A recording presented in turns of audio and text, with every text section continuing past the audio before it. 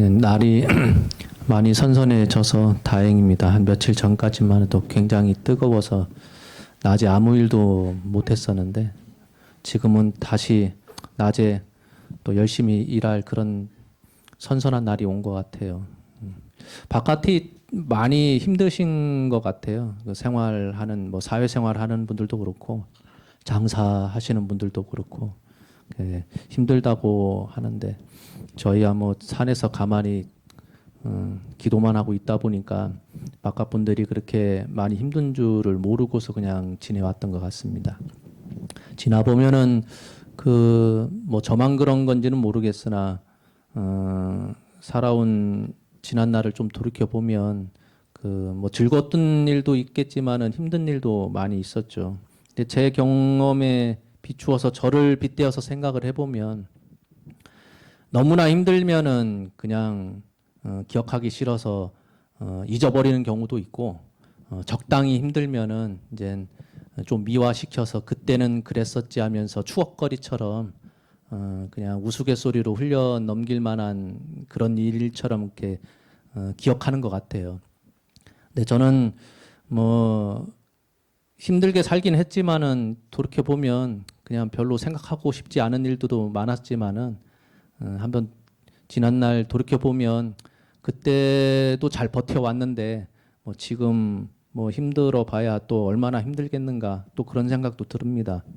10년, 20년 지나서 또 오늘의 일을 또 돌이켜 보면 그때는 또 그랬었지 하면서 또 잘 지내왔으니까 누구는 잘 버텨왔다라고 이렇게 표현을 하긴 하는데 버텼던지 아니면은 잘 헤쳐왔던지 간에 지나 보면은 별거 아니다라고 얘기하지만 당사자들은 지금 현재에는 너무 힘들다 보니까 어찌됐든지 잘 헤쳐나갔으면 좋겠다라는 바람에서 기도를 많이 하시는 것 같아요.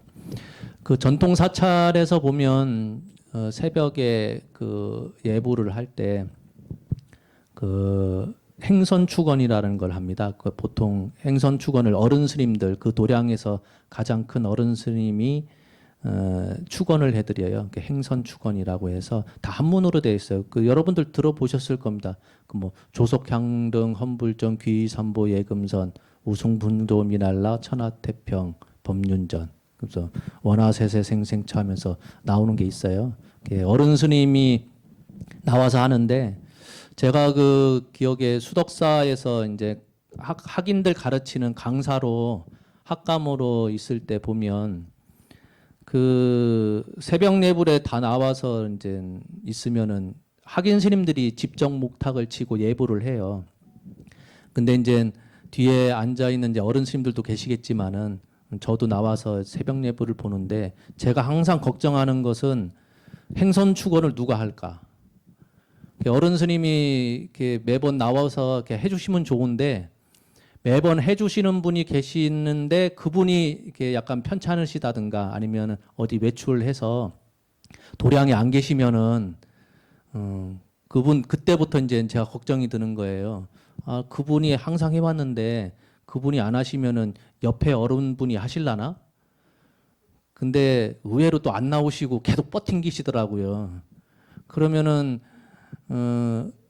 목탁 집전은 학인들이 보는데 그 강사인 학감인 제 입장에서는 내가 나가서 해야 되나? 그런 생각도 들긴 하는데 한편으로 할 수는 있는데 무슨 생각이 드냐면은 건방지게 어른 스님 저 계신데 내가 나가서 행선 축원을 하면 나중에 또 꾸지람 듣는 게 아닐까 그런 걱정이 들어서 쭈뼛쭈뼛 할 때가 참 많았어요.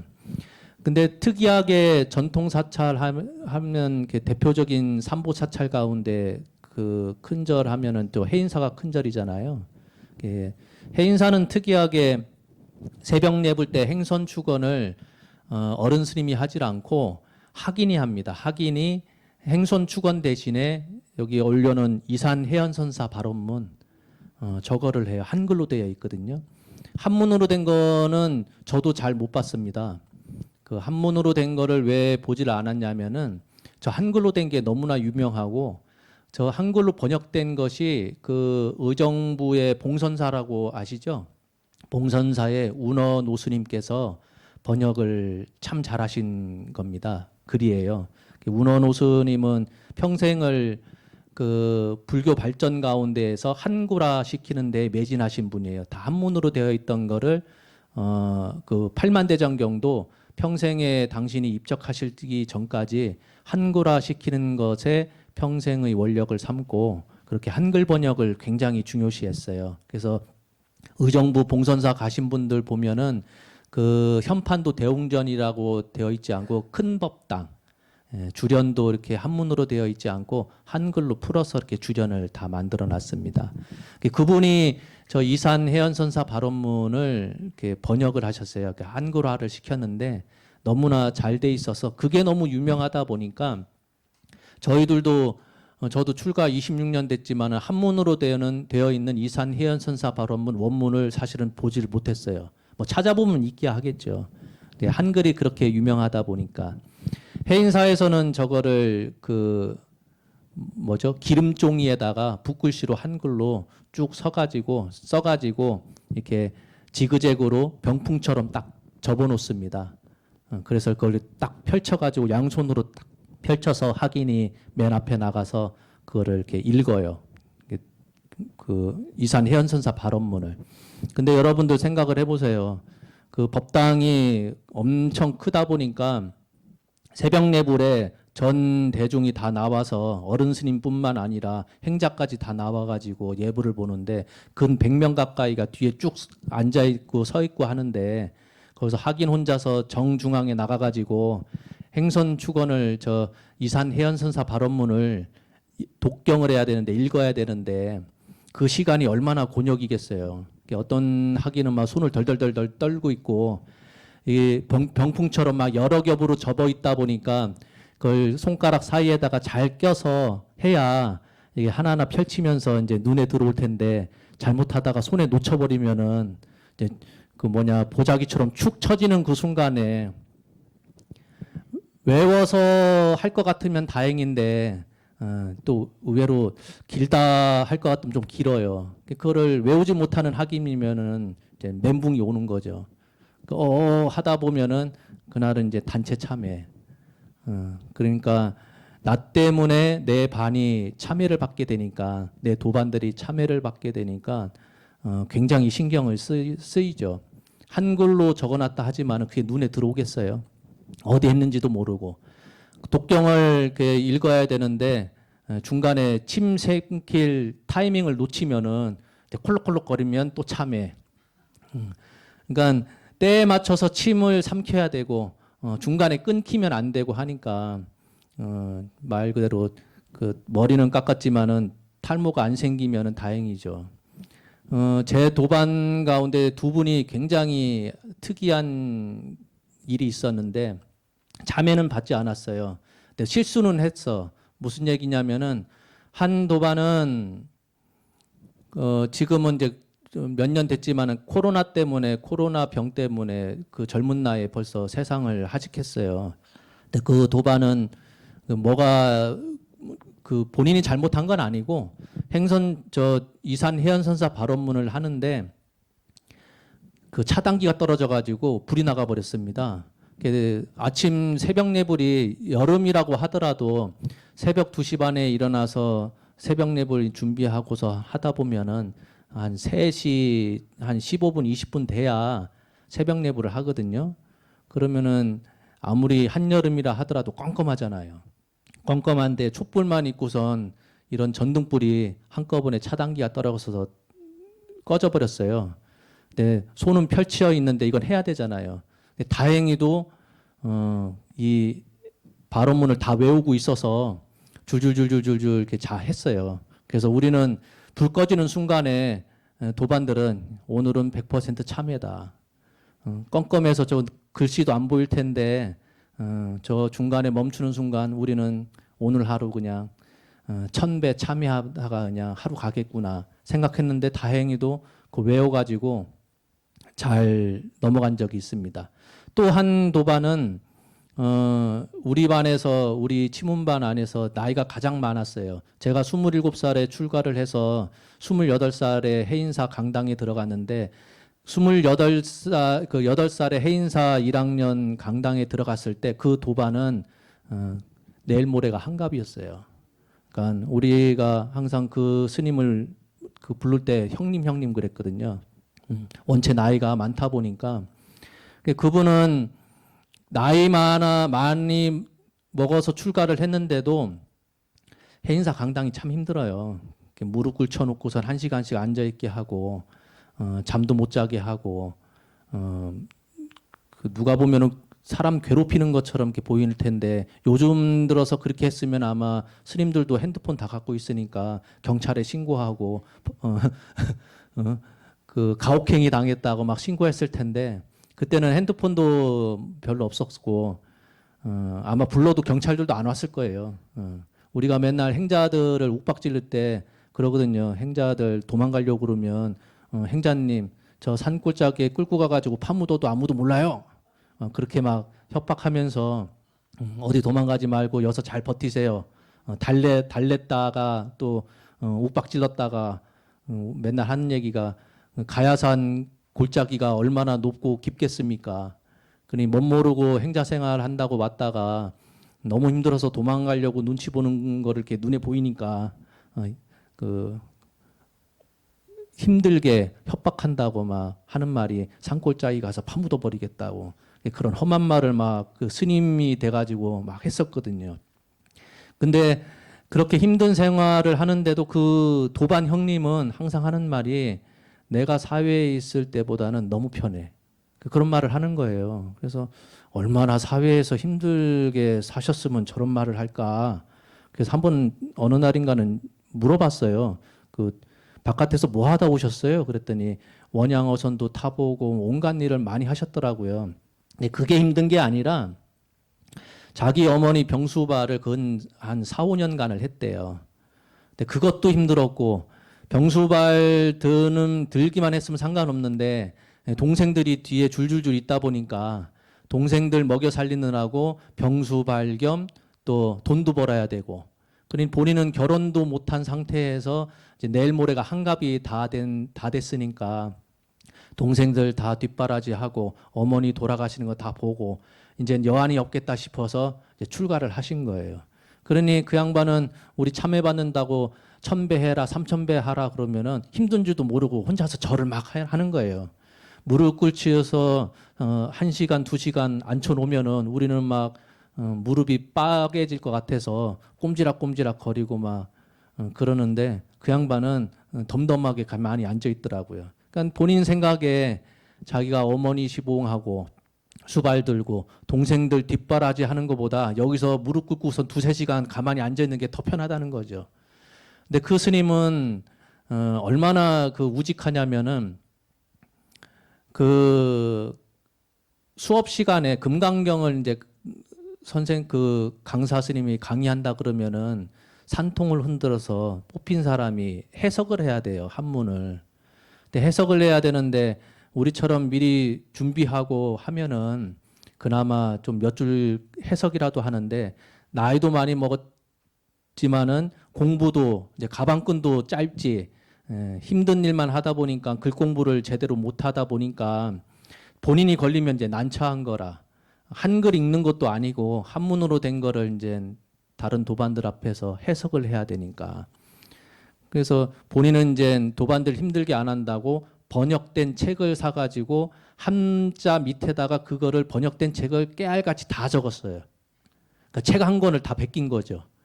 베껴서 본인이 걸리면 이제 책을 이렇게 안 보이게 들어가지고 그 번역 써놓은 거를 이렇게 읽는 거예요.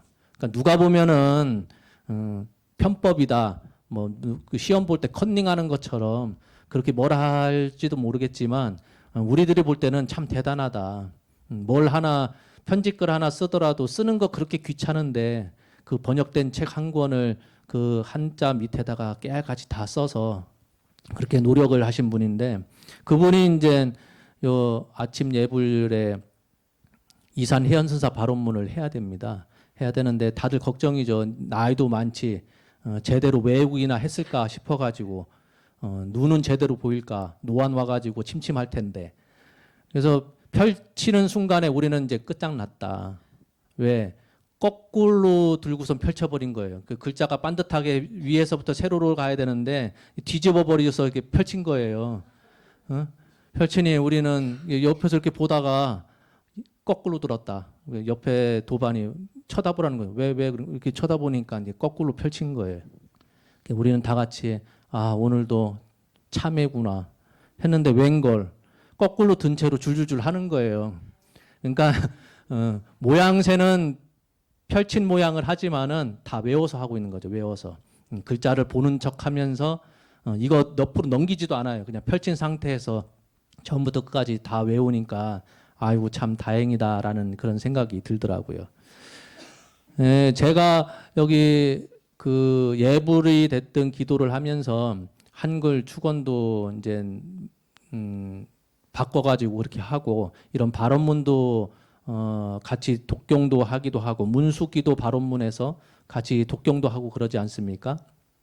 한글로 이제 많이 바꿔서 하는 이유가 한문으로 배운 세대는 그게 예불도 다 한문으로 되어 있으니까 밖에서 볼 때는 좀 근사해 보이고 장엄해 보이고 하긴 하지만 동참하는 사람들 입장에서는 내용을 잘 모르기 때문에 기도가 한 시간을 좀 넘어가다 보면은 지루한 것도 있고 또 이해하기 힘든 거를 계속 반복하다 보면은 내가 이거 뭐 하고 있나라는 생각도 드는 것 같아요.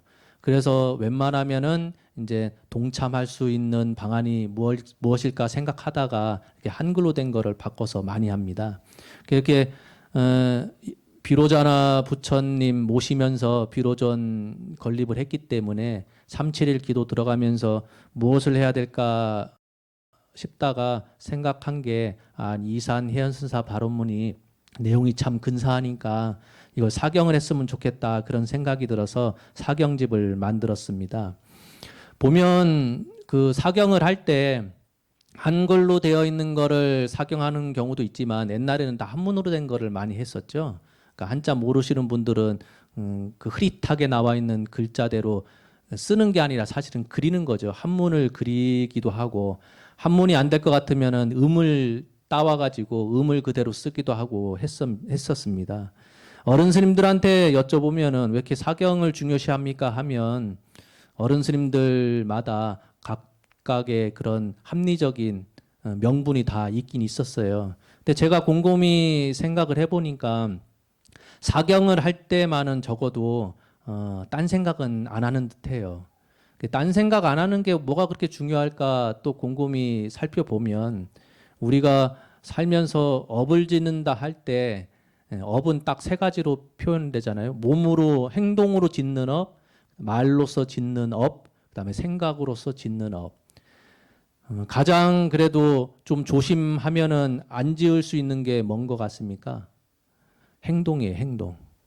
행동으로 짓는 업은 행동으로 나쁜 짓이라고 하는 것들은 거의 보면 사회에서 사회법으로 형사처벌의 대상이 되죠.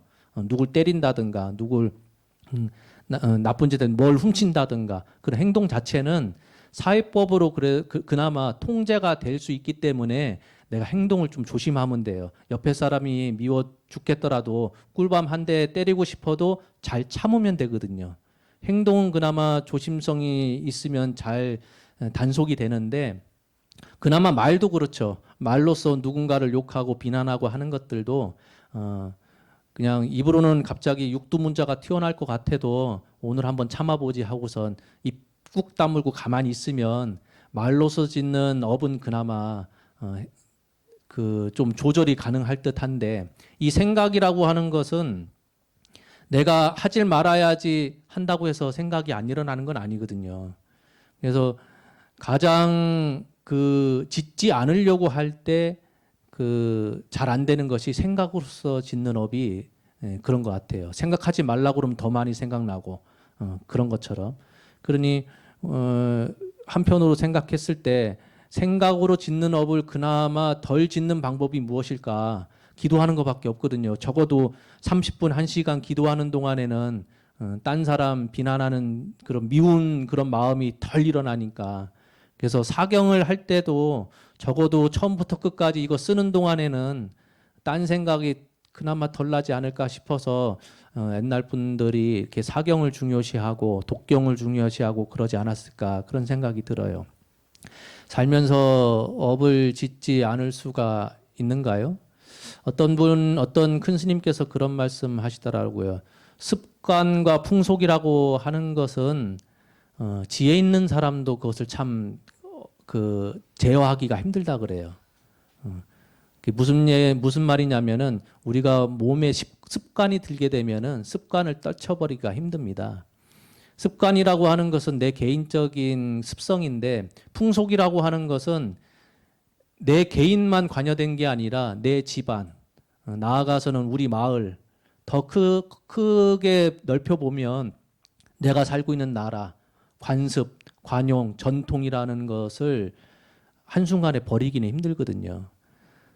좋은 전통도 많습니다. 근데 그 시족 사회에서 그 마을 안에서 벌어지는 일들을 곰곰이 보면 참 좋은 풍속도 많긴 한데 안 좋은 풍속도 많거든요. 근데 그런 것을 나 혼자 저거 잘못된 겁니다. 할 필요 없습니다. 난 안 할랍니다라고 거부하기가 참 힘들거든요. 그러니 옛날 그 어른분께서 하시는 말씀이 개인적인 습관, 그다음에 단체가 행하는 풍속이라고 하는 것은 지혜 있는 사람도 그걸 참 거부하기가 힘들다. 그걸 떨쳐버리기가 힘들다. 그런 말씀을 하셨어요.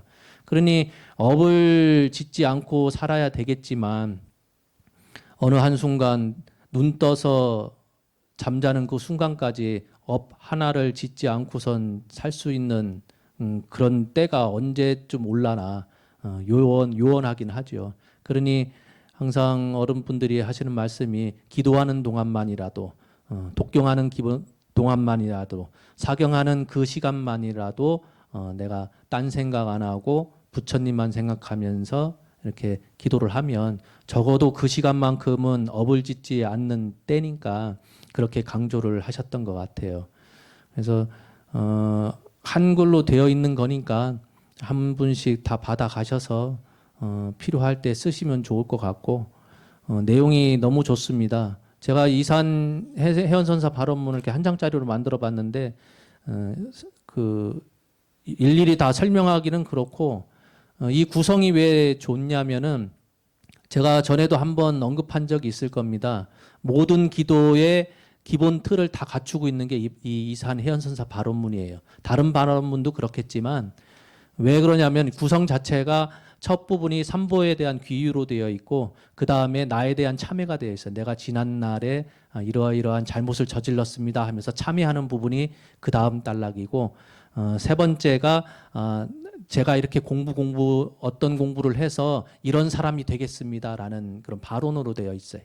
그 다음에 그런 내가 원하는 바가 성취되면 그런 훌륭한 사람이 되고 나서는 남들을 위해서 어떤 삶을 살겠습니다라는 내용으로 되어 있습니다.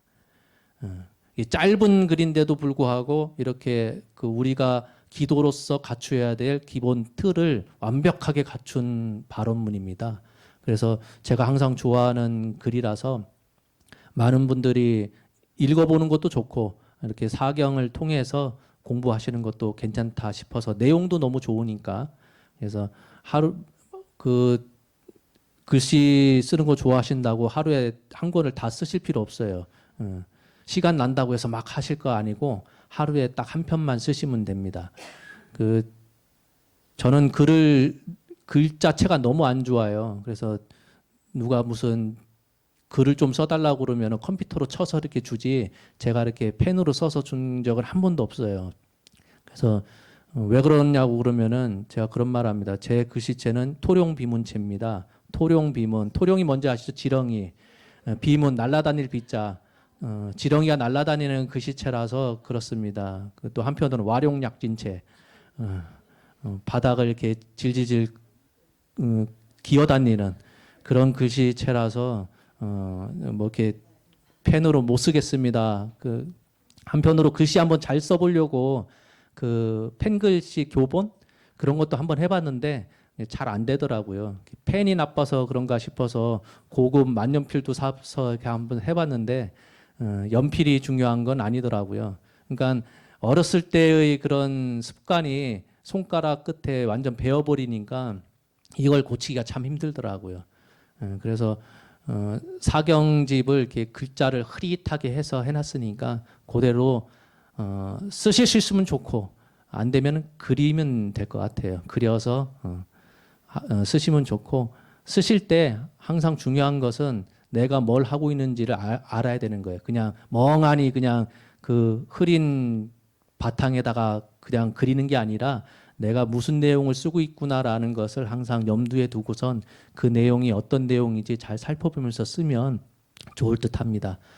이렇게 선선한 날씨에 초하루 때 많은 분을 찾아와 주셔서 감사합니다. 마치겠습니다.